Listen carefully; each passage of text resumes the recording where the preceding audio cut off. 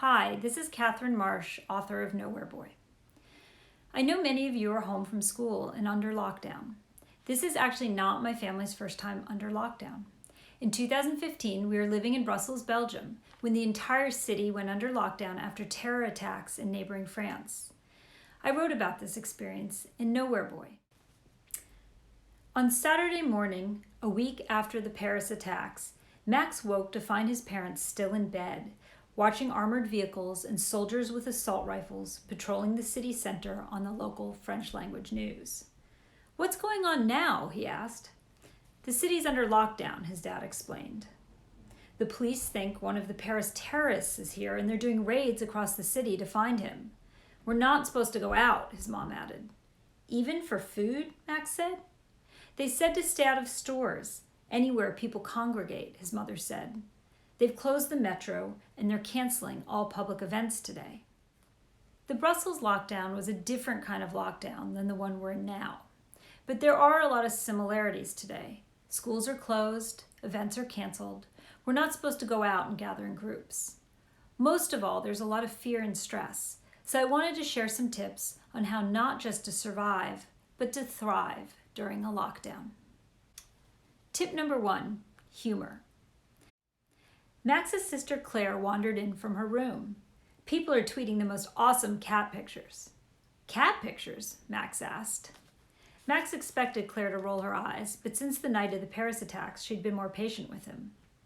To keep police operations secret, no one's supposed to post on social media what the police are up to. So, cat pictures. It's the Belgian way of showing they're not afraid. So the Belgian cat picture thing is true. Here's some of my favorites. It's important to find humor in dark times. What makes you laugh? How can you make someone else laugh? The other week, my cat, Shushu, got a really bad haircut, so I'm going to revive the cat picture tradition. Poor Shushu. Tip number 2, perspective. "I'm sure the lockdown will be over by Monday," Max said. But it wasn't over Monday. Scouts had been canceled, and now school was canceled too. Normally, Max might have enjoyed the break. He had no homework, and his parents, who were distracted either by work or the latest lockdown alerts, seemed happy to let him stream movies and play on his iPad all day. But Max could barely concentrate, even on Captain America.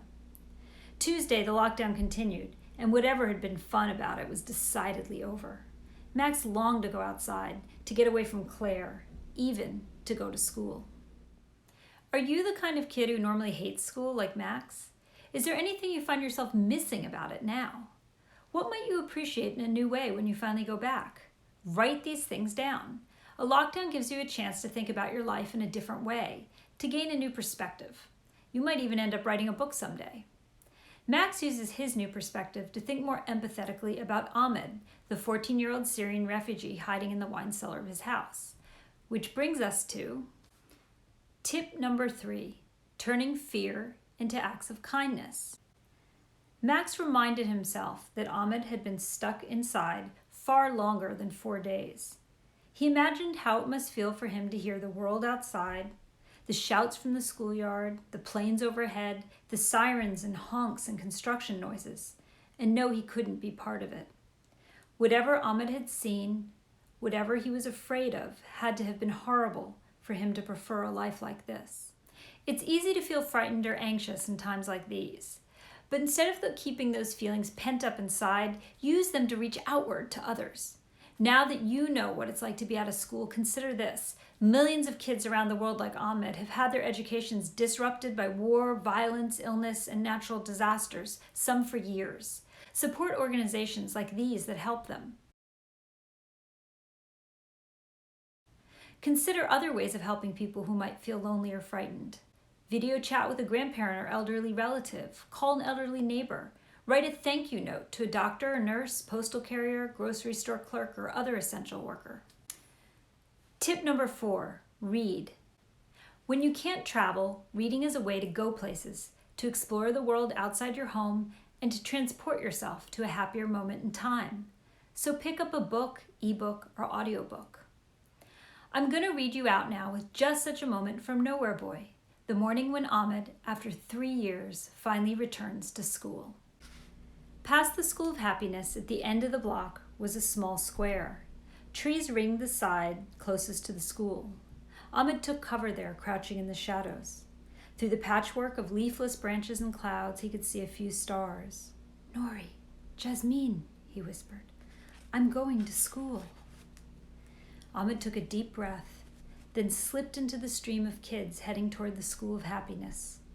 No one paid him any attention. He was just another kid making his way to school. Being ordinary had never felt so special. Stay healthy, be kind, and keep reading.